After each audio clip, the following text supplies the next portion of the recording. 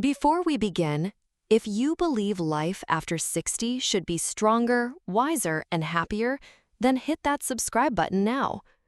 Like this video so more people can hear it, and share your thoughts in the comments because your voice matters here.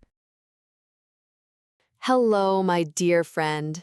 I'm glad you're here with me today. Let's settle in together. You might be listening with your feet up, perhaps with a nice cup of tea or coffee in your hands.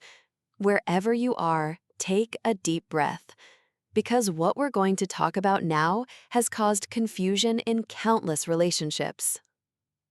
Have you ever been close to someone, enjoying their company, feeling connected, and then suddenly they seem to pull away? They become quieter, they spend more time alone, they seem distant, and you wonder, what happened? Did I do something wrong? If you've ever felt that sinking feeling in your stomach, this conversation is for you. Many men, without even realizing it, follow a rhythm, a cycle. They move closer, they connect deeply, they enjoy the warmth of companionship, and then they feel a natural pull toward distance.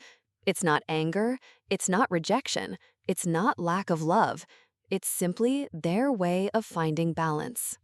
When you picture a stretched rubber band between two people, when the band is close, there's comfort, closeness, intimacy.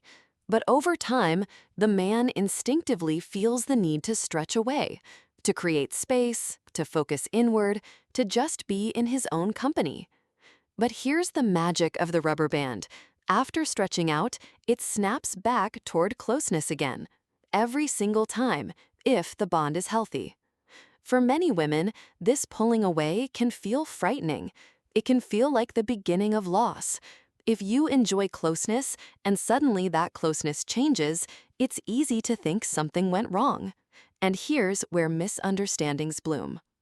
Let me share a small story. Claire and Daniel had been married for many years. They'd just returned from a lovely holiday by the sea. For days after, Daniel was talkative and affectionate. Then, one morning, he seemed quieter. He spent more time in the garage sorting his tools. Claire felt a knot in her chest. Had she said something wrong? Was he upset? For hours, she replayed recent conversations in her mind. In truth, Daniel simply needed that time apart to recharge his inner batteries. A day later, he returned to her side, smiling, ready to share dinner stories as if nothing had happened. This rhythm is puzzling if you measure love by constant closeness, but it makes perfect sense when you understand that some people protect their emotional energy by stepping back for a while. Think about how the tide works. It moves in, covering the sand, touching the rocks. Then it moves out, pulling gently back to sea. The movement is natural. It's not about abandoning the shore, it's about a cycle that allows the water to be renewed. Now let's imagine something from everyday life. Picture an old clock in your home. It ticks quietly all day, yet from time to time it needs winding. When someone winds that clock, it pauses for a moment, then ticks on, steady as ever. That small stretch of silence is necessary for the ticking to continue. In the same way, a man's quiet break is not an ending, it's a recharge. Here lies the challenge for couples. If you chase someone during their stretching away phase, if you pressure them to stay close when they instinctively need space, they may pull back even further. But when you let that space exist without fear, they often return sooner and with even more affection. I knew a couple named Ravi and Mira. Every few weeks, Ravi would spend long afternoons fishing alone. At first, Mira felt forgotten. She would call him, ask what was wrong, and feel hurt when he gave short answers. One day, after hearing this rubber band idea explained, she decided to try something new. She let him go without messages, she made plans with friends, she read her favorite book. 2 days later, Ravi came home with fresh flowers, kissed her cheek, and said, "Missed you." The tension was gone. The bond was still strong. It's not easy to give space when your heart wants togetherness, but it helps to remember Space is not the opposite of love. Sometimes it's proof of trust. Have you noticed this in your own life? If you're nodding right now, I'd love to hear your stories in the comments. Sharing your experience might help someone else listening today. If this feels helpful so far, please like this video so more friends can join our conversation.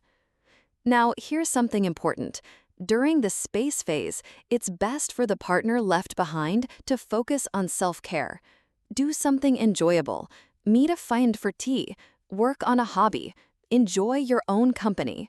When you fill your own cup, their return finds you happy and at peace, which brings comfort to them. Think of it this way. If you're holding a bird in your hand, loosely and gently, it wants to stay. Hold it too tightly, and it will try to fly away. Sometimes I use the seasons as an example. Winter fields rest quietly beneath the snow. Spring fields burst with new growth. Relationships have seasons too, moments of warmth and moments of rest. Neither season is bad. Both are needed for the flowers to keep blooming. We can also laugh about it a little. I know a lady named Judith who learned her husband's disappearing act lasted roughly 2 days, so she named it the cave tour. Whenever he started pulling away, she'd smile and say, "Enjoy your cave tour, I'll be here when you're back." He would grin, go quiet for a while, and soon return. Humor helped them accept the rhythm instead of fearing it. Here's another tender story. When my aunt's husband, Leo, would pull away emotionally, she used to cry in secret. It pained her to feel distant. But over the years, she learned to see those moments as the inhale before the exhale, the stillness before the closeness returned. And when he did return, she welcomed him without resentment. That changed everything for them. The truth is, rubber bands only snap back if they aren't cut. That means not breaking them with anger or blame during the stretch. So, what's the takeaway here? If you love someone who occasionally needs space, give them that gift. Trust they will return. And when they do, greet them warmly instead of punishing them for leaving. This builds safety in the relationship, and safety leads to deeper, lasting love. For the men listening, let your partner know that your space-taking is not rejection. A simple, "I just need some time," can work wonders. For the women listening, trust the return. The space is temporary. Your partner still cares. If both sides understand this dance, the rhythm becomes soothing instead of stressful. So next time your loved one pulls away, picture the tide going out so it can come back in. Imagine a clock pausing so it can be wound. Imagine a stretched band returning to its place. It is not the end. It is simply part of the journey. Thank you for sharing this peaceful time with me today. May you hold this thought in your heart. Giving space is not losing someone. It's letting them walk the short distance away that makes their return even sweeter. If today's talk brought you a sense of peace, please comment below, share your experience, and subscribe so we can continue having these conversations. Because the more we understand each other's rhythms, the easier it is to walk through life together, side by side, with patience, trust, and love.